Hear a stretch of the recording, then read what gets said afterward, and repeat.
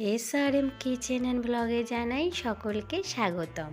আজকে আমি চলে এসেছি ইলিশ কষা রেসিপি নিয়ে। সেই জন্যে মাছটিকে ধুয়ে পরিষ্কার করে কেটে নিলাম। লবণ হলুদ মাখিয়ে নিয়ে কিছুক্ষণের জন্য চাপা দিয়ে রেখে দেব।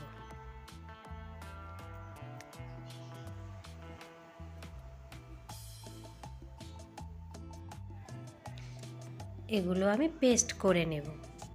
কড়াইতে সরিষার তেল গরম করে মাছগুলো আমি ভেজে নেব। বন্ধুরা, ইলিশ মাছ কিনলে আমরা অনেকেই কিন্তু ঠকে যাই।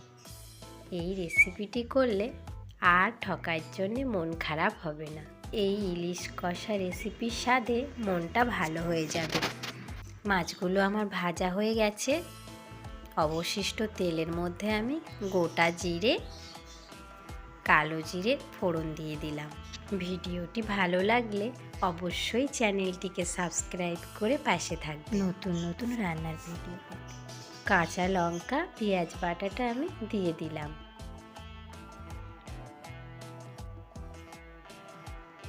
দিয়ে ভালো করে একটু কষে নেব।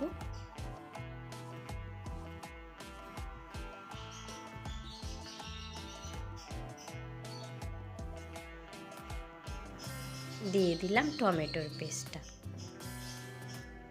একসঙ্গে আরও কিছুক্ষণ ভালো করে কষে নেব। দেখুন গায়ের মতন কষা হয়েছে কত সুন্দর।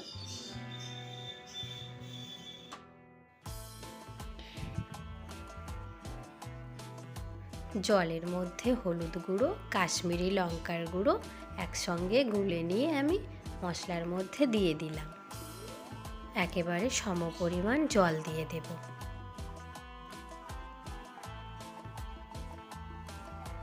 দিয়ে দিচ্ছি পরিমাণ মতো লবণ।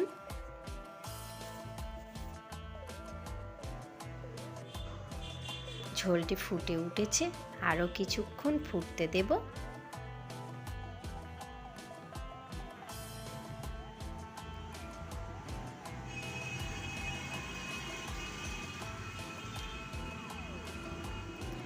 এবার ভেজে রাখা মাছগুলো আমি আস্তে আস্তে দিয়ে দেব।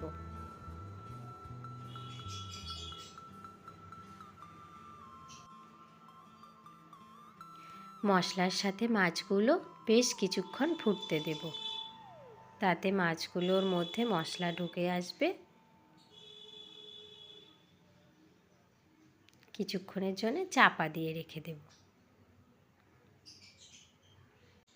কিছুক্ষণ পরে ঢাকনাটি খুলে একটু গরম মশলার গুঁড়ো ছড়িয়ে দেব।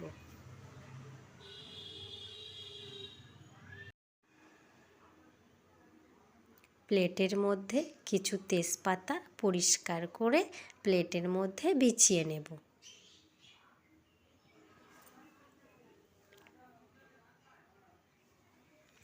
তেজপাতার উপরেই একে একে মাছগুলো আমি সাজিয়ে ফেলব।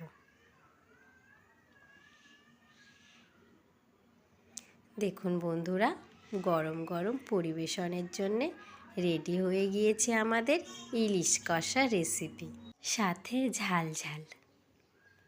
কেমন হয়েছে অবশ্যই আমাকে জানাবেন। ভিডিওটি সম্পূর্ণ দেখার জন্যে ধন্যবাদ সকলকে।